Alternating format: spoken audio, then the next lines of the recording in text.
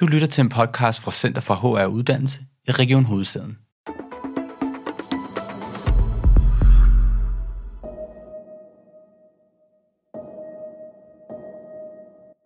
Velkommen til denne podcast, hvor vi udforsker komplekse og vigtige emner inden for sundhed til sundhedsfaglige. Vi kommer fra sektion for kompetenceudvikling i Region Hovedstaden. Jeg hedder Sara Sofos. Og jeg hedder Nancy Jørgensen.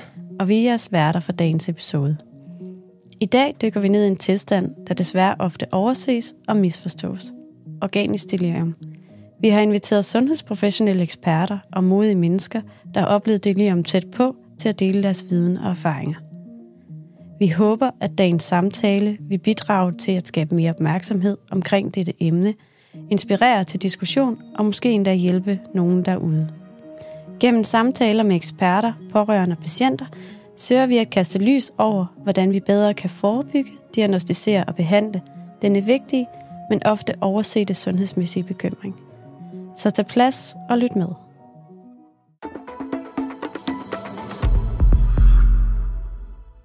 Nancy, hvorfor skal vi sætte fokus på delirium i dag? Jamen, det skal vi, fordi at delirium, som også er kaldet delir, er en tilstand, som er karakteriseret ved forvirring og ændringer i opmærksomhed og bevidsthed. Og det er ofte en overset tilstand blandt patienter. Og altså, vi ved også fra forskning, at sundhedspersonale desværre ofte overser delirium hos op mod 2/3 af patienter med symptomer på delirium, som er indlagt på hospitalerne. Så jeg er nysgerrig på, hvordan vi kan blive bedre til at diagnostisere den her patientgruppe. Og selvfølgelig også, hvordan vi kan forebygge og behandle delirium ud i fremtiden. Mm. Ja, og i forhold til fremtiden. Vi ser jo også ind i en fremtid, hvor vi på grund af de demografiske ændringer i befolkningssammensætningen vil få flere ældre. Og vi ved, at de ældre og de multisyge ældre er i en markant større risiko for at udvikle delirium under hospitalsindlæggelser. Ja, så vi står jo over for en tydelig udfordring, og altså vi har den her fortsat voksende gruppe patienter, som desværre ikke får den korrekte behandling. Og det rejser så spørgsmålet om, hvordan sundhedspersonale bedre kan rustes til at identificere og håndtere den her komplekse tilstand, og sikre, at patienter modtager den optimale pleje, som de fortjener. Så til en start skal vi have en forståelse af, hvad organisk delirium er. Til at hjælpe os med det, så har vi inviteret 2 faglige eksperter i delirium med i studiet her i dag. Martin Schultz, cheflæge på afdelingen for ældresygdomme på Amager Hvidovre Hospital. Velkommen til. Tak skal du have. Og Camilla Jellesmark, oversygeplejerske på afdelingen for ældresygdomme på Amager Hvidovre Hospital. Også velkommen til dig. Tak for det. Lige til en start, så er vi nysgerrige på at høre omkring, hvorfor I hurtigt sagde ja til at komme ind og snakke med os i dag omkring det her emne. Hvorfor er I så optaget af delir? Kan starte med dig, Martin. Ja, tak. Jamen altså, det er jo fordi, vi arbejder jo begge to med ældre og ældresygdomme. Det der i fagterm hedder geriatri, og delirium, det er jo sådan en tilstand, som virkelig sker tit, og rigtig mange af de patienter, vi behandler på hospitalerne, er i delirium, eller delir, som vi også kalder det. Og det er bare en tilstand, der fylder enormt meget, og det er også, som I siger i introen, altså noget, der tit bliver overset, og som faktisk også er lidt komplekst og svært at behandle. Og noget, hvor vi skylder både patienter og pårørende at gøre det bedre. Og det er jo både noget med, at vi lærer hinanden, hvordan vi gør det, men også vi gør, hvad vi kan for rammerne på hospitalerne og alle de steder, hvor der er akut syge ældre, bliver bedre. Og det er jo noget med at uddanne og noget med at gøre hinanden bedre. Og fra dit perspektiv af, Camilla? Jamen, ligesom Martin siger, det er jo det er der, og vi kan ikke undgå det, og vi kan lige så godt håndtere det. Og i de år, jeg har været sygeplejerske, og særligt de seneste, lad os sige 5 år, så er der jo kommet meget større fokus på det, og det er også heldigvis har meget større bevågenhed, både blandt fagpersonale, men også generelt i sundhedsvæsenet. Enten kan man tage sig af det, eller ignorere det, og ignorere det går som regel kun i meget kort tid, og så er man alligevel nødt til at tage sig af det. Så det er også noget med at ændre holdningen til lige præcis den her patientkategori, og finde det spændende, og være nysgerrig på, hvordan man kan hjælpe dem godt videre. Ja. Ja, Martin? Ja, fuldstændig som Camilla siger, altså hvis vi i det mindste går herfra og tænker, at som sundhedspersoner, så må vi godt undre os, når tingene ikke er, som det lige plejer at være, fordi det er helt klassisk hos ældre, at tingene udvikler sig på en anden måde, eller manifesterer sig, eller viser sig. Symptomerne er andre end hos yngre. Og så tænker jeg også det her med, som jeg også siger i starten, at i og med, at vi har en demografisk udvikling i samfundet, altså vi bliver heldigvis ældre og lever længere, og ofte også længere og bedre, men der er jo også nogle ændringer i sundhedsvæsenet, der gør, at de patienter og personer, der bliver indlagt i dag, altså de er meget mere syge, og de ligger i længere tid, og tilstanden er mere kompliceret. Alle dem, hvor det er mindre alvorlige tilstande, eller tilstande, vi kan håndtere uden for hospitalerne, der gør vi det jo, vi får færre senge på hospitalerne. Så dem, der ender med at blive indlagt, er typisk nogen, der er i høj risiko for delirium, og som også er kompliceret, svære, både plejemæssigt og lægemæssigt, og den måde, vi behandler og diagnostiserer på. Så de kommer til at fylde endnu mere. Ja, man kan sige, heldigvis er der en større nysgerrighed på det, og også en større interesse for, hvordan man håndterer den her type patienter, frem for bare at sige, det må nogle andre tage sig af, bede om en geriatrisk tilsyn og tænke, så kan de klare det deroppe. Så er der også generelt i kirurgiske og andre specialer interesse for, hvordan håndterer vi lige præcis den her patientkategori. Ja, som Camilla siger, altså patienten, som er i delirium, eller kan komme i delirium, ligger på alle afsnit. Det er ikke kun på et ældremedicinsk, som der, hvor vi kommer fra. Det ses jo også på det kirurgiske, som du siger, Camilla, ikke? Ja, på intensiv, lige præcis. Ja. I akutmodtagelserne. Altså det er noget, alle læger, sygeplejersker, assistenter og alle andre sundhedspersoner kommer i berøring med. Så det fylder rigtig meget, og det er et emne, som I er enige i, at vi skal blive klogere på. Martin, kan du sådan lige fra et lægefagligt perspektiv fortælle, hvad det er, der sker i kroppen? Hvad er organisk delirium for en størrelse? Ja, altså man kan sige helt lavpraktisk, altså det er en form for akut hjernesvigt, kan man sige. Altså delirium, det er et symptom på noget andet. Det er ikke en sygdom i sig selv. Så det er fordi, der ligger noget til grund. Ofte så er der flere forskellige udløsende årsager. Det er ofte oplagt, at det er sådan infektioner. Men det er som regel også noget med, at man ikke får spist og drukket nok, og man kan være forstoppet, og man kan have svært ved at komme af med vandet, og at man kan få for meget medicin. Der er som regel rigtig mange grunde til, at delirium kommer, men det er altid et symptom på noget andet, og behandlingen er altid at ligesom behandle det underliggende sygdom, fordi så forsvinder deliriet igen. Og man kan også sige, at det er noget, der er reversibelt, altså noget, der forsvinder igen, så det er noget, der kan kureres. Og det er vigtigt at huske, fordi man er tit bekymret også som pårørende for, om det er sådan en akut demens, der er gået i gang. Og det er det altså ikke. Det er en forvirringstilstand, som kommer, fordi kroppen er belastet. Og man kan sige, altså os her i det her rum, unge og ikke så unge, som mig selv for eksempel, jeg kan også få et delir. Altså jeg er midt i 40'erne, og hvis jeg bliver tilpas syg, og der er tilpas mange belastninger på min krop, og jeg bliver indlagt på en intensiv, så kan jeg også få et delirium. Og det er vigtigt at huske, det er ikke kun ældre og multisyge, alle kan få det, men det er summen af kropslige belastninger. Så hvis der er nok, så bliver man deliriøs eller får et akut hjernesvigt. Og der er det bare klassisk, at ældre, som er syge af mange ting, og måske også har en grad af skrøbelighed, der kommer det hurtigere, fordi kroppen kan ikke kompensere i så høj grad, som når man er yngre. Så når man er ældre, så er det et tydeligere symptom, og nogle gange så kommer det som første symptom. Altså det er sådan, hvis man har en infektion, så kan det godt være en forvirring, der starter. Og så begynder man at tænke, så skal vi håndtere forvirringen, men i virkeligheden så er det jo den infektion, der ligger til grund for forvirringen, der skal håndteres. Og Camilla, du nævner jo lidt det her med, at det kan føles som de besværlige patienter, men det skal vi jo ikke kalde det. Det er jo også en kompleks udfordring at stå overfor, når man er sygeplejerske. Hvordan ser du de her symptomer, som Martin beskriver, når I er ude ved patienterne? Jamen man kan sige, det er jo al evidens for delir, det er jo, at det er god grundlæggende sygepleje, der skal til for at forebygge, som jo er det, der i bund og grund er det allervigtigste. Nu Martin snakker lidt omkring det her med opsporing, altså en lille forvirringstilstand kan være en urinvejsinfektion undervejs eller noget andet. Sygeplejen er rigtig vigtig, og patienten fylder jo rigtig meget i et travl hverdag og i et sengeafsnit, så det er også rigtig vigtigt at håndtere det rigtigt fra starten af.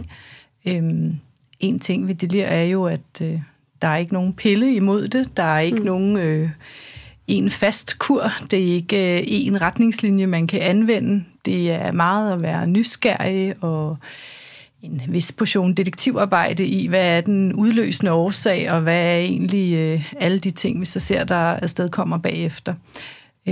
Så der er også en vis portion rummelighed for sygeplejerskers vedkommende og plejepersonale generelt i at håndtere den her type patienter.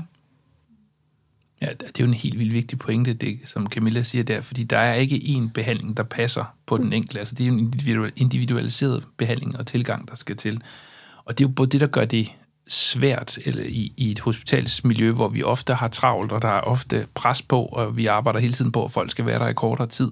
Så det er jo patienter, som Camilla siger, der fylder, fordi de har nogle andre behov, som vi måske ikke helt er designet til ret meget længere, fordi liggetiderne på hospitalerne er faldet fra, ja, var det 10-14 dage engang, Camilla, da vi startede? Ja, det passer meget godt. Ja, nu er vi nede på 5 dage, ikke? Altså, så vi har folk igennem væsentligt hurtigere, end vi havde før. Altså patienter, det lige ligger så lidt længere. Men det er mere det der med, at der er nogle andre behov. Patienter, der er forvirret, de har brug for tættere kontakt til plejepersonalen. De har brug for tit for hjælp til spisning og... De har brug for at være skærmet, ikke for mange stimuli, eller stimuli i rette mængder. Og alle patienterne er jo, som Martin også siger, de er jo forskellige. Så hvad der virker hos den ene, virker ikke nødvendigvis hos den næste. Og det er jo det, der gør det rigtig svært, fordi vi er jo som sundhedsfaglige vant til, at der ligger en VIP-vejledning eller en VIP-instruks for, sådan her behandler man det. Kommer man ind med akut koronarsyndrom, så er der en helt guideline for, man skal. Og langt hen ad vejen kunne vi nok godt arbejde på at gøre lidt det samme i forhold til delir, med skærmning, og vi bruger jo et begreb, der hedder non-farmakologiske tiltag, altså hvor man uden medicin kan gøre en masse ting, der kan både forebygge, men også være med til behandlingen. Men det er ikke altid det lige, at det, der rammer plet på lige præcis den patient, der er syg. Så det stiller jo også store krav til plejepersonalet. Det er en tidsrøver at passe de her patienter.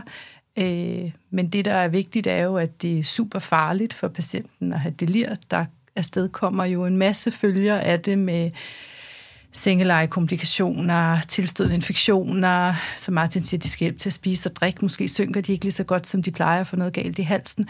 Så man kan sige, det er jo umagen værd, ikke kun på sådan et fagligt niveau, men også på et patientsikkerhedsmæssigt niveau, fordi det kan være rigtig omkostningstungt for en patient at udvikle delir. Ja, og som Camilla også har endnu en vigtig pointe omkring, det er det her med, altså alt den forskning og den evidens og den erfaring, det erfaringsgrundlag, vi bygger på, det er på, at hvis vi forebygger delirium, altså går i gang med det, som Camilla siger, non-farmakologisk tiltag og god basal sygepleje, så kan vi faktisk komme langt, så kan vi undgå delirium. Når først det er det, vi kalder manifest, altså når det er der, så har vi egentlig ikke rigtig meget forskning for, hvad den optimale måde at gøre det på. Men vi ved, at den individualiserede, og det, som Camilla siger med at komme i gang tidligt, det er givet rigtig godt ud, fordi, som du også siger, Camilla, det er alt for farligt for patienten og for de pårørende og for hospitalet. Der er ingen, der kan være i eller leve med. Altså, jo flere, der får det lige, jo dårligere går det. Så det er helt vildt vigtigt, at man er på fra starten. Kunne I komme med et konkret eller eksempel på et tiltag, som kunne være forebyggende? Jamen, det er jo, man starter tidligt. Det er jo allerede, når man som en ældre, gammel patient kommer i en akutmodtagelse, og oftest der arbejder man jo med triagering. Man triagerer jo lavt. Man har jo, som Martin sagde i starten, man præsenterer sig med nogle lidt andre symptomer end andre mennesker i en måske lidt mere midaldrende alder. Så ligger de og venter længe. Der er travlt, og de ligger oftest måske på en gangplads, hvor der er rigtig meget forvirring og mange mennesker og høje lyde osv. Og det betyder jo, at den her forvirringstilstand, den er nok allerede startet dernede, inden de overhovedet bliver set af en læge og bliver visiteret op i et afsnit osv. Så screening er jo rigtig vigtigt, og nok også særligt allerede fra akutmodtagelsen, måske allerede ambulancen, der henter patienten ude i hjemmet eller på plejehjemmet, eller hvor det er henne, så man allerede fra starten af gør de helt rigtige tiltag. Udfordringen er vel, at det nok oftest er, når man kommer op i sengeafsnittet, og måske har man hørt lidt fra akutmodtagelsen om, at hun er lidt rundt på gulvet, eller hun har også pillet sit PVK ud et par gange, eller vil ikke helt have ilten i næsen, at så tænker vi, vi kan også lige lægge hende lidt ind på en skærmet stue. Men ofte så er der jo travlt, og så er det måske lige en gangplads, for måske er hun ikke en, der gør så meget væsen af sig, og så ligger hun der helt stille og er alligevel også i et delir. Så det er jo man skal opspore, og man skal screene nok langt tidligere, end vi overhovedet gør det i vores sundhedsvæsen lige nu. Ja, og som Camilla siger, for det er jo, altså vores hospitalsvæsen er så effektiviseret, at det er jo ikke bygget til den type af patienter. Så når man kommer i en akutmodtagelse, som jo selvfølgelig primært er balanceret eller bygget efter, at det skal kunne gå hurtigt, og vi skal have flow, og vi skal have flyttet patienterne de rigtige steder hen, og sådan. Og det giver god mening.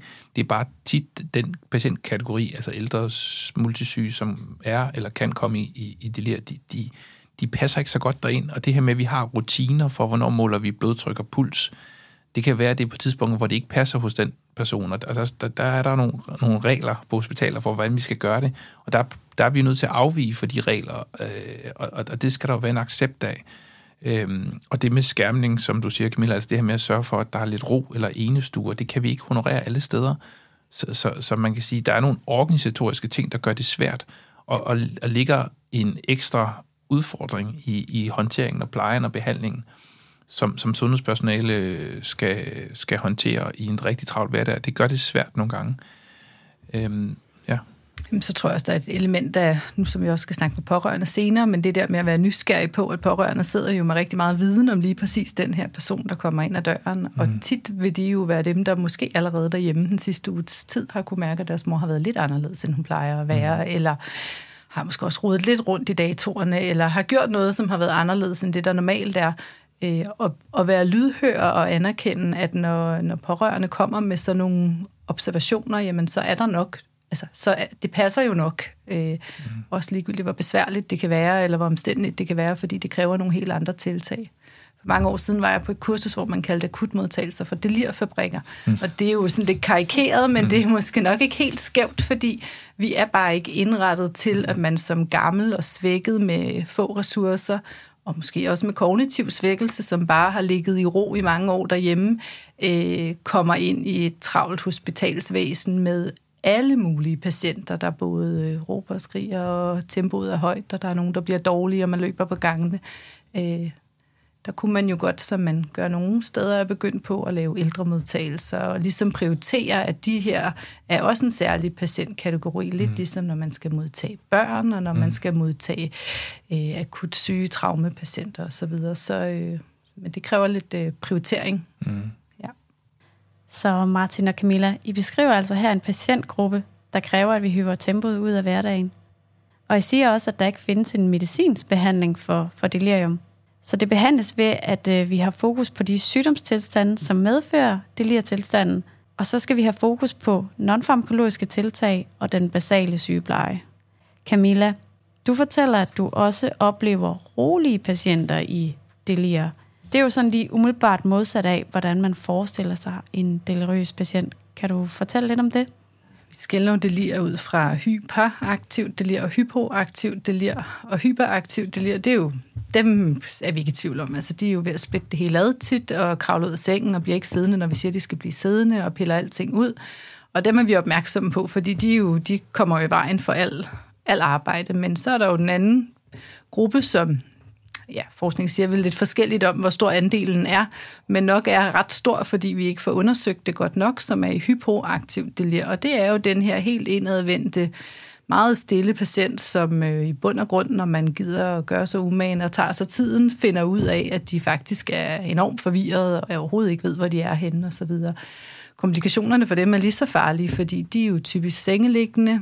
De bliver siddende i den samme position, som de bliver siddende i. De spiser ikke selv, de drikker ikke selv, men de gør heller ikke nok væsen af sig til, at vi bliver forstyrret i vores arbejde nok til, at vi tænker, det her er jeg simpelthen nødt til at tage mig af lige nu. Og der er det jo igen screening og opsporing, tidlig opsporing, som er rigtig vigtigt. For det er evidensmæssigt lige så farligt for dem at have delir, som det er på den anden måde. Ja, og når du siger i starten her også, Nancy, at det er 2/3, der bliver overset, så det er jo et helt vanvittigt højt tal, ikke? Og som Camilla siger, så er det overvejende dem i det hypoaktive, eller det, der også nogle gange bliver kaldt det stille delir. Fordi det er jo igen det her med, når vi har så travlt, så ser vi jo dem, der sidder og piller deres drop ud, men ikke så meget dem, der ligger stille, de er lige så høj risiko. Tak, Martin og Camilla, for at I vil gøre os klogere på, hvad delirium er. Nancy og jeg, vi har været ude at tale med ægteparret Uffe og Gunnar. Uffe han blev indlagt til en akut hjerteoperation, og han udviklede i den forbindelse delirium. Vi har været så heldige, at Uffe og Gunnar, de gerne vil dele deres oplevelse med, hvordan det var at have Uffe i den her tilstand. Og vi har et lydklip, som vi gerne vil afspille for jer. Historien den starter med, at Uffe han er indlagt på hospitalet, og dagen efter en stor hjerteoperation får han en pille imod hjerteflimmer. Og så synes de absolut, at jeg skulle have en lille pille. Og den skulle jeg ikke have haft. Den lille pille, det var, jeg kan ikke huske, hvad den hedder, det er også lidt meget. Jeg kan ikke huske, hvor lang tid det gik efter pillen, men det var ganske kort tid efter. Og så fik jeg den der pille, og så blev jeg fuldstændig plimrende i låget. Og jeg fik den, Gunnar var der ikke, da jeg fik den, så det må have været om morgenen eller noget lignende, væk om aftenen, morgen, det ved jeg ikke. Og så kom Gunnar så der dagen efter, og så kunne hun godt se på mig. Han var, det der, det er ikke Uffe. Jeg havde hallucinationer, jeg hørte fugle, blandt andet sagde jeg til Gunnar, hvad laver alle de fugle ude foran vinduet? Altså det larmede. Og senere hen fik jeg andre typer hallucinationer, når jeg sådan gik, så kom der en masse ting ind foran mig, og det var meget mærkeligt, men det var ikke mig, der oplevede så meget af det, fordi jeg var jo sådan lidt ude af kontrol. Jeg var der jo ikke. Altså, så den, der oplevede mest, det var sådan set min kone, og det er det, jeg synes, vi skal komme ind på nu. Hvad synes du, der skete, og hvordan synes du, jeg var, og hvordan opfattede du det som pårørende? Jamen, det var på 3. dagen, da jeg kom og besøgte Uffe om morgenen, som jeg plejer. Han opførte sig meget mærkeligt, og han var meget vred. Han ville op af sengen, fordi han skulle hjem, og han skulle hjem og lave kylling. Han forsøgte at komme op af sengen ved at hive fat i mig, og han blev meget vred på mig, da jeg ikke ville hjælpe ham. Han rakte tungen af mig og slog lidt ud efter mig, og jeg kunne ikke få kontakt med ham, fordi det eneste, der betød noget for ham lige nu og her, det var, at han skulle hjem, og han skulle hjem og lave kylling. Og samtidig lå han og fægtede ud efter alle de fugle, han syntes, der fløj omkring sengen. Det var utroligt hårdt at se Uffe i den situation, og ikke kunne hjælpe ham. Så efter ret kort tid, så valgte jeg at gå hjem igen, fordi jeg syntes, at jeg forstyrrede ham. Han blev mere urolig af, at jeg var der og ikke ville hjælpe ham. Og jeg kan huske, da jeg gik ud af døren, og jeg havde den følelse af utilstrækkelighed og ensomhed. Der var ikke nogen fra sundhedspersonalet, der jeg kunne snakke med. Der var ingen, der gav mig en forklaring eller kunne berolige mig. Det ville have været rart, hvis der havde været en og taget fat i mig, inden jeg gik ind til Uffe. Ligesom for at fortælle mig, at han var ude af kontrol, og det var på grund af, at han havde fået den pille her, der gav ham delirium og hallucinationer. Jeg sad meget længe i min bil, inden jeg overhovedet var i stand til at køre hjem. Den pårørende sidder og har det fulde ansvar for den her person, som stadigvæk var meget ude af kontrol. Altså jeg havde stadigvæk hallucinationer. Det tog jo, jeg kan ikke huske, det tog 1 til 2 måneder. Det var virkelig, virkelig slemt at komme af mig. Jeg havde kun fået 1 pille. Når jeg gik ned igennem gangen hernede til toilettet, så kom der en hel masse forbi mig hele tiden, og så skulle jeg også væk og sådan nogle ting, så jeg ikke. Det var helt forfærdeligt. Altså, jeg ønsker det ikke for nogen som helst at prøve det der. Det var så Uffe og Gunnars oplevelse af Uffes deliriøse tilstand. Og Uffe han nævner jo her, at han flere uger efter stadig ser de her fugle på taget efter udskrivelsen. Og Martin, hvor længe kan sådan en delirtilstand egentlig vare? Ja, men altså man kan sige ligesom, at det hele er individuelt, og summen af nogle flere symptomer og flere tilstande, der ligesom har udløst det, så er det også forskelligt, hvor længe det varer. Altså man siger generelt, at det varer få dage til uger, men også til måneder. Altså det kan godt vare flere måneder. Og det er jo Uffes historie jo et rigtig godt eksempel på. Og jeg synes også, det er jo interessant, han kan huske noget af det, fordi det er faktisk en del af de patienter, vi har, de kan ikke huske det. Altså det er helt tomt for dem, hvad der er sket. Og så kan man sige, han beskriver jo rigtig flot de her hallucinationer med de her fugle, der larmer. Jeg synes, noget af det, vi også ser, og der også er erfaring og forskning i, det er jo også, nogle gange er det meget mere skræmmende, de ting, man oplever. Altså, jeg har hørt om folk, der har set døde børn og døde familiemedlemmer og insekter og slanger og alt muligt, der kravler rundt. Og der er også, altså, delirium er jo altså, det er jo nogle vrangforestillinger, hjernen laver, den kan ikke fortolke de normale stimulus, vi får. Så nogle gange, så når vi for eksempel lægger et kateter, altså lægger et rør op i blæren, så vil patienten føle det som en seksuel overgreb, simpelthen fordi de kan ikke forstå, hvad der sker. Eller hvis vi sætter en iltmaske på, fordi de skal have ilt, så føler de som om, vi prøver at kvæle dem. Og det synes jeg egentlig, Uffe han beskriver flot, men nu gik jeg ud af en tangent, beklager. men det er jo mere det der med, det kan godt tage uger til måneder, og det er også igen, når jeg siger, vi snakkede om før, at indlæggelsestiden er så kort. Altså patienten eller personen er ikke kureret, og det vil heller ikke give mening, at Uffe havde været indlagt i flere måneder. Men det er jo der, hvor det er helt vildt vigtigt, at vi også får overleveret.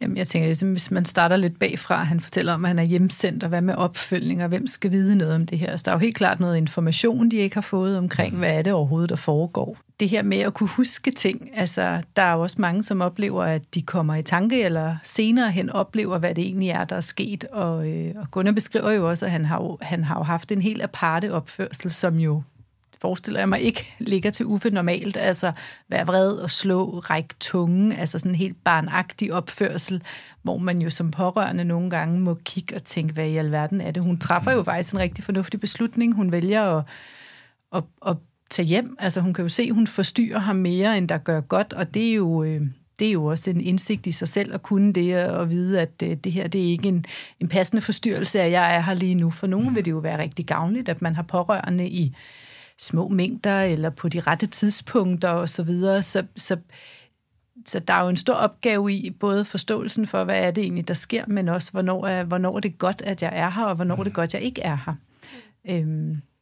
I forhold til hallucinationer, som Martin siger, ja, så der er jo nogen, der oplever ting, som er rare, som ikke generer nogen. Han har set fugle. Man har vel nok lidt indtryk af, at det har generet ham noget, og særligt også varigheden af det, men særdeleshed, hvis man oplever ting, som er ubehagelige og angstfremkaldende, så har vi jo med patienter at gøre. Altså, de oplever det. Det er jo virkeligt for dem, og det er rigtig vigtigt, at vi anerkender det, og ikke siger, den er der ikke, eller nu må du også holde op, der er jo ikke nogen fugle. Det kan man tænke er særligt som pårørende, og man ikke er sundhedsfaglig komme til at sige, lad nu være, det er også noget pjat, eller man kan godt komme til at skælde lidt ud på hinanden. Det er i hvert fald min oplevelse, særligt, skal jo ikke være stigmatiserende, men særligt hustruer kan godt blive sådan lidt, lad nu være, ikke? Altså, der går vel lidt mor i en, og man siger, nu skal du også lade være med det, hold nu op, og du skal ikke pille i den der, lad nu være. Og er der noget, sådan en forvirret hjerne ikke kan, det er at forstå et nej. Og de kan ikke forstå et hold nu op, og lad nu være. De kan forstå vejledning til en anden handling. Jeg kan hjælpe dig, eller ræk mig din hånd, jeg gør lige sådan her. Og det... Når man, som Gunnar også siger, man er både presset, men man er også enormt bekymret som pårørende, og hun er jo bange for, hvad der sker med ham, og hvad skal der ske. Så forstår, det er jo ked af det, når man hører det, sådan en oplevelse, de har haft, ikke? Jo, og det siger jo egentlig ret meget om, at vi skal arbejde med os som sundhedspersoner og inddrage de pårørende, fordi de føler sig i hvert fald heller ikke inddraget, og så kan man sige, altså jeg er sikker på, at de har gjort, hvad de kunne på den afdeling, men det, der også er svært med tilstanden, det er jo også, som vi har snakket om, med den individuelle variation, der er, og derudover også det her med, at det er en tilstand, der fluktuerer, altså den ændrer sig i løbet af døgnet. Oftest, men man kan ikke sige noget 100%, men oftest så er det værst om natten, hvor man får vendt døgnrytmen om, og så er det jo, at man ikke sover, og så bliver man mere forvirret, og det kender vi jo for os alle sammen. Hvis man ikke har sovet ordentligt et par dage, så bliver man altså ikke så god, som man plejer at være. Så det kan jo sagtens være, at der har været personale ind og se ham, altså se Uffe, hvor han har været bedre tidligere, og når så hustru Gunnar kommer, så er han helt væk, ikke? Altså, for det er sådan en tilstand, fluktuerer. Og det gør det bare rigtig svært. Men altså, vi hører også selv hos os selv, når vi har travlt, at det kan være svært for pårørende at finde en sundhedsperson, og det kan også være svært at finde tiden til at få informeret, ikke? Altså, jeg ved godt, det ligger på os, men det kan være svært nogle gange, ikke? Og det er der, hvor vi måske i højere grad skal tale ind i at få pårørende involveret og tale med dem tidligere. Og som Camilla siger, de der midler med kommunikativt, altså man siger ikke nej, og man siger ikke bestemte ting, men man prøver ligesom at guide med simple kommandoer eller beskeder, og så taler vi jo ind i sådan noget med at lære patienten lidt at kende, altså... Jamen, jeg tænker, der er jo enormt, altså, man skal være nysgerrig på den person, og man skal også kunne tale om nogle ting, som er vedkommende. Altså, vi skal jo bringe virkeligheden tilbage for de her patienter, og det gør vi jo bedst ved at vide, hvad de har været for nogle, eller hvad de er for nogle mennesker. Altså, når de ligger... Vi havde en dame på Glostrup i en lang periode, som lå og kaldte på sin papegøje, og kun fordi vi havde en elev, der var i hjemmeplejen og kendte hende, kunne så fortælle, at det var jo sådan set rigtigt nok, at damen havde en papegøje derhjemme, der hed det her, hun nu lå og skreg løs af, og det blev løst ved en papegøje-bamse. Ja. Og det lyder enormt banalt, og men det er den der nysgerrighed på at vide noget om, altså, jeg har briller, måske har hustruen det, så tror jeg er deres hustru. Altså, der er så mange lag i det, og man skal være så nysgerrig på, hvorfor er det, de så råber lige præcis på det her? Hvorfor er det, han ser fugle? Hvem er det, han kalder på, hvis han kalder på nogen? Og at man kan tale om noget, der vedkommer patienten. Reorientering, altså det her med, i dag er det den og den dato, eller det er sne udenfor, det er vinter, hvad årstid er vi i. Vi skal jo bringe virkeligheden tilbage, og det gør vi jo med sådan meget simple ting.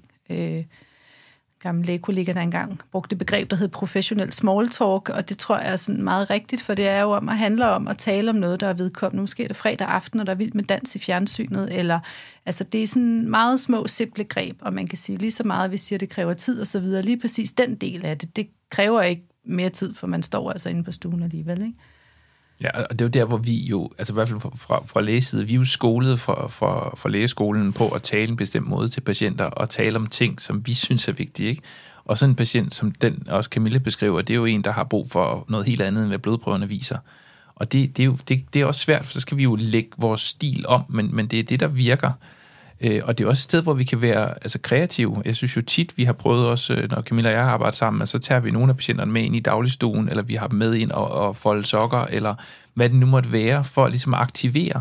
Og nogle gange, jeg havde en på et tidspunkt, der var gammel sygeplejerske, og havde arbejdet som sygeplejerske hele livet. Hun var enormt kærlig og omsorgsfuld over for de andre patienter om dagen, men om aftenen, så blev hun vred på dem, ikke? Og det var fordi, vi kom til at tænke på, jamen det er da fordi, hun føler, at nu skulle hun have fri. Så der gav man hende en slags kittel på om dagen, og da klokken så var 16, så tog man den af og sagde, nu har du fået fri. Så faldt hun til ro, ikke? Og det er jo den der nysgerrighed i mennesket, som gør, at det er helt vildt. Det kan være rigtig givende som sundhedsperson også. Og det er jo den, vi nogle gange glemmer, fordi vi har travlt, og det hele handler om standardiserede ting. Og det er jo der, hvor det er vildt sjovt at så gå på arbejde, ikke? Jo. Og jeg tænker netop, altså, når vi snakker pårørende, det er jo sådan en overset ressource, og vel en, hvad kan man sige... Det er jo ikke en kultur, vi har i Danmark, det der med at drage pårørende ind på hospitalet. Der er jo sådan en retorik om, at det er vores opgave at løse det her. Vi er sundhedsprofessionelle, vi får penge for at gå på arbejde, og vi skal løse den her opgave. Men oftest kan pårørende, nu kan jeg jo godt Gunnar have en lidt anden oplevelse, men som Martin siger, det fluktuerer jo. Det kan godt være, at samme aften havde det været rigtig vigtigt, hun var derinde hos ham, fordi det måske var svært at falde til ro om natten, og han havde lige brug for det der godnatkys, eller den rutine, de har derhjemme, eller hvad det nu kan være. Og der tror jeg, vi skal være meget mere nysgerrige på, hvordan vi kan bruge pårørende rigtigt. Og også selvfølgelig, som hun efterspørger, med information om, hvad er det her overhovedet for noget. Men trygheden i at vide, om det skal nok gå over, det skal nok blive bedre, men at det tager tid, det havde jo gjort meget for hende. Og også, hvad redskaber kan hun selv gøre brug af? For der er også meget vejledning i pårørende i ikke at stå og være hustruen, der skælder lidt ud, og lad nu være, du skal heller ikke slå mig, og det er jo en skræmmende opfølgning. Og så er der hele det her med opfølgning bagefter, som jo er enormt vigtigt, også fordi der er jo forskning, der viser, at det ikke nødvendigvis kun går godt, når man har været i et delrøst forløb, og særligt det, der trækker ud, fordi der er jo stor risiko for at udvikle yderligere kognitiv svækkelse, og også depression, og dem, der oplever de her ting, det er jo nogle frygtelige ting. Tænk at være ufør pludselig huske, at man har slået efter sin kone, eller spyttet på hende, eller rakt tungen af hende, eller hvad man nu har gjort. Det er jo, det gør også noget for patienten. Ja, det tror jeg, det er et område, vi ikke engang ved nok om i virkeligheden, fordi det er ikke noget, vi sådan traditionelt har taget os af så meget før. Jeg tror, at nogle praktiserende læger laver en form for opfølgning, men det er ikke noget, som vi som hospitaler har gjort ret meget i tidligere. man kan sige, hvis vi har fulgt op på noget, så har det været de der særligt svære forløb, hvor man ikke rigtig har sluppet dem, fordi man skulle udskrive dem til noget andet. Men jeg tror, der er rigtig meget arbejde i at være nysgerrig på, hvad der egentlig sker, både en måned, 2 måneder, men også et halvt år, et år efter, fordi jeg tænker, mange af dem her har faktisk oplevelsen og har den følelse, de har haft i sig i kroppen, mens de var i delir, den sidder der altså stadigvæk også tid efter. Ja, jeg synes i hvert fald, at man kan godt overveje, hvis det, og specielt førstegangs delir, altså der er jo ofte en eller anden svækkelse af kroppen eller hjernen, som måske er en eller anden uerkendt sygdom, man efterfølgende kan få diagnostiseret og behandlet. Der ved jeg i hvert fald nogle steder, at man i geriatrien eller ældremedicin arbejder med opfølgning, eller gerne have henvist de patienter efterfølgende, så vi kan få udredt, om der er noget andet i det. Også for ligesom at have opmærksomhed på, hvis det er en patient, der tidligere har oplevet sådan noget her, at man så prøver endnu tidligere, også ved indlæggelsen eller en komst til hospitalet, at man prøver at forebygge det. Og som Uffe jo fortæller, det er jo ikke slut, bare fordi de kommer hjem, men der kan være noget rigtig godt i at komme hjem i sine egne omgivelser, hvor tingene ser ens ud, og hvor de lugter af det, de plejer at lugte af, og hvor at omgivelserne er, som de skal være, og der er ro på, men det kan også være en rigtig stor opgave som pårørende, og også personale i primærsektor at tage sig af den her opgave. Ja, for som Uffe og Gunnar også beskriver, at hans delirtilstand var ved, også efter de er kommet hjem, og kan det være farligt, Camilla, hvis tilstanden var ved i for lang tid? Ja, det kan jo være farligt, og det kan også være farligt, fordi han er jo skrøbelig nu. Altså, så man kan sige, at ulykkerne står lidt i køen, når først man har været nede og ligge, og også selvom han måske ikke er den ældste kategori, så er det jo, fordi bliver han bare ramt af det mindste nu, så risikoen for, at det her, det var ved, blusser op igen, eller der tilstøder noget ekstra, den er jo virkelig høj. Så der er jo meget at hente i, at det skal gå ham rigtig godt, når han kommer hjem, og der er god opfølgning, og der ikke tilstøder ny sygdom. Nu er han hjerteopereret, der kunne være nok så meget, der kunne gøre, at han kunne lande på et hospital igen. Nu snakker Martin om førstegangsdelir. Altså, der er jo ikke nogen røde advarselstrekanter, der kommer, når man bliver indlagt, fordi man har haft delir før, men det kunne jo være dejligt. Tænk, hvis man faktisk allerede fra starten af, når man bliver hentet i ambulancen, ved, at det her er faktisk en rigtig skrøbelig borger, vi skal ud til nu, som der er brug for ekstra opmærksomhed på. Det har vi fået lidt mere i form af demente, men ikke sådan i andre kognitive svækkelser. Nej, og man kan sige, det er jo også det her med, når man skal udskrive en borger eller en patient, der har været eller er i delirium. Det er sådan, man holder tungen lige i munden, ikke? Fordi nogle gange er det værre at blive på hospitalet, men man ved også, at skiftet i lokaliteten, altså komme fra et sted, det kan også forværre. Altså det, han så skal ud og køre, kan forværre det. Så det er hele tiden sådan en, hvad gør vi her, ikke? Og som du spørger om, er det farligt? Altså, der er mange, der falder, når de er i delirium, og så de kommer ud og falder ulykker og falder. Det er jo det, der... Brækkede ben og knogler og skuldre. Vi har faktisk et uddrag mere fra Uffe og Gunnars historie, som vi også gerne lige vil dele med jer, og det handler om, hvad de mener kunne have gjort en forskel for dem i den oplevelse, de havde. Jeg kom først ved 10-tiden på den dag, hvor Uffe havde det værst. Og der havde de jo været inde hos ham. De vidste jo, at han var konfus. Hvis de lige havde hævet fat i mig, inden jeg gik ind på stuen til Uffe, og forklarede mig, at Uffe har det sådan og sådan på grund af, men det skal nok fortage sig. Hvis de havde hævet fat i mig, så havde jeg ikke følt mig utilstrækkelig. Jeg havde ville kunne hjælpe Uffe. Den følelse ikke at kunne hjælpe, den man holder allermest af, og som ligger efter sådan en stor operation. Og føle, at jeg skulle gå fra ham, fordi jeg følte, at han var bedre tjent uden mig. Der bare stod og hylede ved siden af seng. Hvis personalet havde taget fat i mig, havde situationen været en anden. Så det ville jeg ønske. Har du noget, Uffe, sådan at opsummere? Nej, altså som vi selvfølgelig har sagt, men det der med, at det må altså være det sundhedsfaglige personale, der bliver nødt til at tage og få os igennem, altså tale til os om det, der sker og sådan ting, og så det nytter ikke noget, at de lægger det over på vores skulder ved at spørge, har du nogle spørgsmål? Nej. Det går ikke. De bliver nødt til at sige ja. Nu skal du høre her, vi har jo prøvet det her mange gange, og sådan og sådan og sådan. Det kan godt være, at det ikke sker for dig, men nu er du lidt klar over, at det kunne ske det. Og hvis det sker, kan du gøre sådan, og hvis det sker, kan du... Det der skal du være helt rolig med, sådan lidt guide ned igennem de her ting her.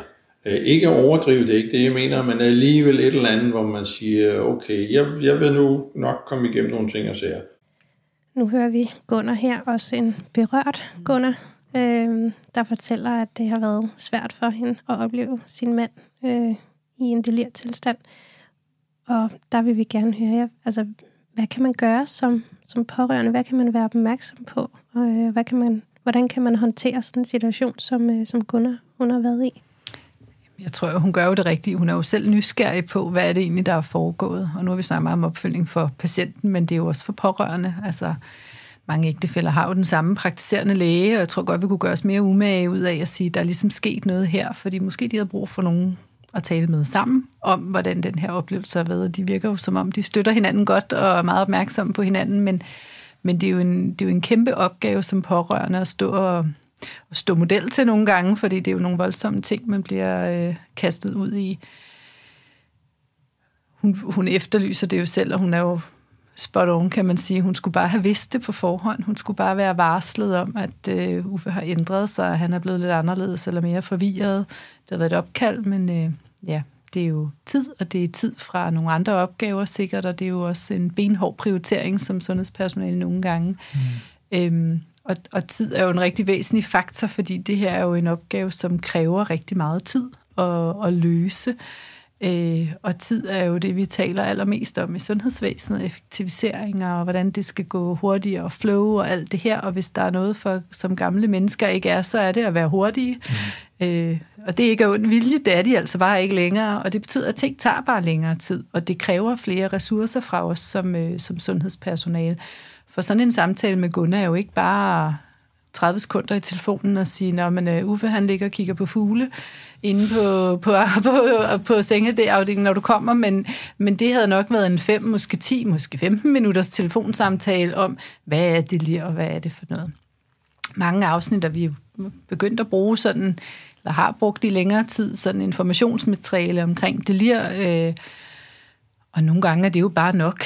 Altså det der med at få en A4-side i hånden om, at okay, det har et navn det her, og det findes, og det er det her, det gør, og det er sådan, han ser ud, og det skal nok gå over igen, og også nogle sådan handleanvisninger til hende om, hvad gør jeg bedst? Det er jo i bund og grund meget simpelt, bare det hun efterspørger. Det er i hvert fald som oftest det, vi oplever er givet godt ud, og jeg vil sige, jeg har også været steder, hvor vi har haft udkørende funktioner, hvor vi så har kørt hjem på hjemmebesøg eller på midlertidige pladser i kommunen, og fået talt med de pårørende og patienten om de her oplevelser.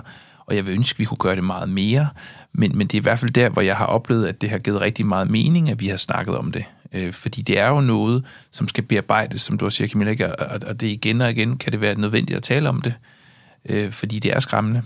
Til gengæld kan man sige, så de gode forløb, eller der, hvor man føler, man gør det godt, når man så kender sine patienter, hvis man kan sige det sådan, fordi de jo kommer det samme sted mange år i træk, så kan man jo også se pårørende, som ved det her, som er foran allerede. De opsporer jo sikkert også allerede mange delirtilstande og så videre derhjemme, og når for egen læge indover, inden at det kræver indlæggelse og så videre.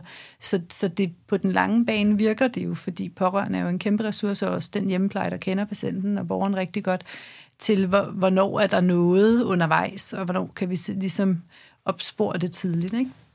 Jo, og det er jo en vigtig pointe, for når en forvirring starter igen tidligere, eller igen på et nyt tidspunkt senere i forløbet, så kan det jo være udtryk for mange ting, og det er jo det, at man som pårørende og sundhedspersonale, der kender patienten, kan identificere, når der kommer den forvirring. Og så kan man undre sig ind i, hvad er der så nu, der skal håndteres, for det er ikke sikkert, det er det samme, men præsentationen med forvirringen eller delirium kan godt være den samme. Det er i hvert fald en god markør for, noget er galt. Ikke? Altså, jo. Hun er ikke, som hun plejer at være, nej. Så noget er nok undervejs. Ja, og der kan man sige, der har vi jo sundhedsvæsenet typisk kørt det sådan symptombaseret, ondt i brystet, ondt i armen og sådan noget, ikke? Hvor forvirringen, den ligger altid lidt og roder, som det ved vi ikke helt, ikke? Men det er jo bare oftest det første tegn hos ældre, og specielt patienter, der lever med demens, er det også et af de første tegn, ikke? I har været lidt inde på det, men hvordan kan vi som sundhedspersonale forbedre kommunikationen omkring delirium til patienter og pårørende? Jeg tror, der er en vis portion ærlighed i at erkende, at det er der, og det er kommet for at blive, og det har på bund og grund nok altid været der. Vi har bare kaldt det mange forskellige ting. Nu synes jeg, vi er begyndt i sundhedsvæsenet at få sådan en retorik omkring det. Altså nogle udtryk og nogle fagbegreber omkring det, som alle ligesom bringer med sig rundt i sundhedsvæsenet. Nu er vi lige kommet til Hvidovre Hospital og så en læge, som ikke kommer fra, hvor jeg kom fra, der skrev non-farmakologiske tiltag og skærmning, og så bliver man sådan helt glad indeni og tænker, det virker, der er nogen, der lytter til det her, der er faktisk nogen, der godt er klar over, hvad er det, der skal til. Og det tror jeg også gør, at jeg oplever det i den grad. Yngre læger faktisk er ved at være ret godt skolet i at kunne håndtere den her tilstand, og allerede også kunne skrive, at de akutmodtagelserne, vi har talt med de pårørende, de oplyser, at det er de sidste 14 dage er gået sådan og sådan. Så jeg synes jo, vi er på rette vej, men organisatorisk kræver det nok bare en noget større ændring, og sådan en økonomisk udgift, hvis man sådan rigtig skulle gøre det rigtig godt at være gammel og komme på hospitalet i en forvirringstilstand. Jeg tror, jeg er enig med dig i, Camilla, at vi har begge to undervist i det her i mange år. Vi oplever en bedring generelt, at folk de ved det mere, men det er også fordi, det er ikke en tilstand, som har været lige så prestigefyldt at snakke om, som for eksempel hjertekirurgi eller andre ting. Altså, vi kan også være, vi ikke har været gode nok til at fortælle om det, men det er, som Camilla siger, det er altid noget, det har altid været der, og jo mere informationsmateriale man kan lave, og jo mere podcast, som dem I har taget initiativ til her, og jo mere man interviewer patienter og pårørende, og prøver at lære af de oplevelser, man har, jo bedre bliver vi til at håndtere det. Og som Camilla siger, så er der nogle gange nogle patienter, hvor vi er nødt til at gøre noget andet, end det systemet er bygget op til. Og det er jo også noget, vi skal snakke om organisatorisk, fordi der er bare nogle ting, vi ikke kan i det nuværende sundhedsvæsen, uden at bruge flere penge, eller uden at prioritere på en anden måde. Og det er også noget, vi skal snakke om på et højere plan. Og så kan man sige, det der med informationsmateriale, altså vi har også noget, ikke, men det skifter fra sted til sted. Alle har det, ikke? Og sådan, det er sådan, man konsekvent også skal udvikle. For man huskede at give det, og hvem var lige på vagt den dag, og så videre. Der er vi nok ikke så meget bedre end alle andre, tror jeg. Nej. Og man kan sige, kunne der være også, altså ikke for at give opgaven videre, men altså patientorganisationer og sådan, ikke? Altså der kunne godt være også nogen, der hjælper os lidt der, fordi de fleste af vores kolleger, der skal lave ting, det er også tit i fritiden, det sker ikke. Altså, det er jo ikke, I hører mig ikke klage mig. Det er ikke det, I hører. Jeg er vild med mit arbejde, men jeg siger bare, at det er nogle gange svært, når man skal have det hele til at hænge sammen. Ikke? Så det er jo noget, hvor vi kan hjælpe hinanden, tænker jeg, også på tværs af sektorer, og fordi det er jo patienter og pårørende og personer, vi har til fælles med praktiserende læger og kommunerne osv. Men jeg tror, at tiden taler for os. Altså, vi er jo også ved at sige farvel til den sådan helt gamle generation, der er meget autoritetstro og alt sådan noget. Vi oplever pårørende nu, der har en anden alder. Sønner og døtre, der er nysgerrige, og de har altså været på Google og sundhed.dk, og de har også kigget på hjemmesider og alt sådan noget. Så på den måde taler det jo også ind i, at man faktisk godt nu kan henvise pårørende til en eller anden kanadisk hjemmeside, fordi der er rigtig meget godt informationsmateriale. Prøv at kigge på den. Og det tror jeg, det skal vi benytte os meget mere af. Altså, tænk, hvis man havde en app, der hed Delir, ikke? Altså, så man vidste præcis, når min mor bliver indlagt, så er det her, der virker. Eller, altså, det ville jo være banalt, og vi er så teknisk så langt fremme, og alligevel er vi i sundhedsvæsenet teknisk meget langt bagud på nogle punkter, og ting bliver meget kompliceret. Men jeg tror, at tiden taler lidt for os. Jeg tror, vi kommer til at have også nogle meget højere krav for pårørende nu, som gør, at vi kan ikke bare vige udenom og sige, det er sådan her, det må blive, fordi der er nogle forventninger, og de ved jo rigtig mange ting på forhånd. Nogle gange ved de jo nærmest et blodprøvesvar, inden vi selv gør, ikke, når man står på stuegang. Ja. Altså nu ved jeg, der var jo, jeg ved ikke, hvor længe det har kørt, der er sådan en delirium, verdens delirium-dag. Det er jo sådan en relativt ny ting, ikke? Man kan sige også det her med, I kan jo også bare lave en hel serie af podcast om delirium, fordi Camilla og jeg kan tale utrolig lang tid om det alene, og jeg tænker, at vi kan få masser af patienter og pårørende ind, der kan fortælle om nogle oplevelser, ikke? Altså, så det er virkelig, altså når tingene fylder, også i den offentlige debat og i undervisning og på universiteterne og på sygeplejerskoler og på assistentuddannelser osv., altså så er det jo, det bliver en del, så det er jo noget, der skal ind alle steder. Altså vi skal undervise alle sundhedsprofessionelle i det under uddannelserne også. Vi kan godt høre os, at I har meget på hjertet omkring det her, og det er meget informativt. Og I fortæller jo også, at det er så komplekst, så selvom man synes, man har faktisk gjort alt det rigtige, så nogle gange så går det også bare skævt alligevel.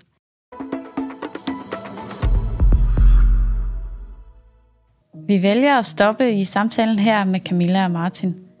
Vi er blevet klogere på, hvad delirium er, Og vi ved mere om, hvorfor det giver store udfordringer, både for sundhedspersonalet, de pårørende, men sådan set sundhedsvæsenet generelt.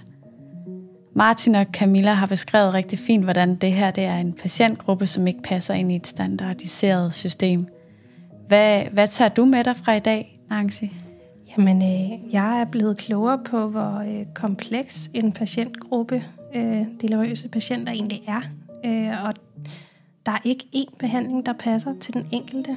Så det kræver en nysgerrighed i mennesket og en kreativitet, og ikke mindst tid til at finde frem til den rette pleje til den deliriøse patient. For eksempel det her med at være nysgerrig på, hvorfor er det lige, patienten bliver ved med at spørge efter en papegøje, som Camilla fortæller. Og patienten har faktisk en papegøje derhjemme, så det giver jo rigtig god mening at spørge ind til det. Og så er der også Martins fortælling med den tidligere sygeplejerske, som fik lov til at få kittel på om dagen og hjælpe til med de praktiske gøremål, og så fik fri om aftenen. Så, men hvad fik du særlig øje på, Sara? Ja, jeg synes, det viser rigtig fint også, hvordan det også kan være sjovt for sundhedspersonalet at gå ind i de her udfordringer. Men jeg har særligt lagt mærke til, at Camilla og Martin ikke har snakket omkring medicinsk behandling for delirium. De sætter i høj grad fokus på, ud fra deres erfaringer, at der skal være non-farmakologiske tiltag, som virker til den her patientgruppe.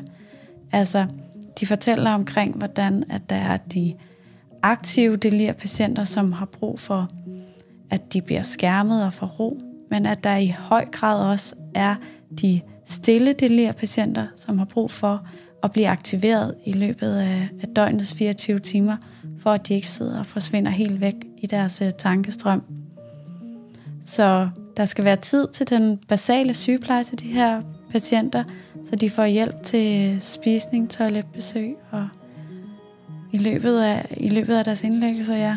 Ja, og det er jo også her, at de pårørende bliver en afgørende ressource for sundhedspersonale i forhold til at få viden om, hvordan patienten plejer at gøre og har af vaner, sådan så man kan blive klogere på, hvad det her en almindelig opførsel fra patienten, eller skal vi være opmærksom på, at patienten er i en anden tilstand? Ja, og det emne, det er så det, der kommer til at fylde i vores del 2 af den her podcast omkring delirium. Da vil Martin og Camilla fortsætte deres drøftelse omkring, hvorfor det er udfordrende og meget vigtigt, at vi sætter fokus på overgangen for den her patientgruppe. Og der vil de snakke med en pårørende, Hanne, som også vil fortælle mere omkring hendes erfaringer. Så lyt med i næste episode, hvor vi sætter fokus på det tværsektorielle samarbejde for den her patientgruppe. Og så vil vi sige på gensyn, og tak for i dag. Tak for nu.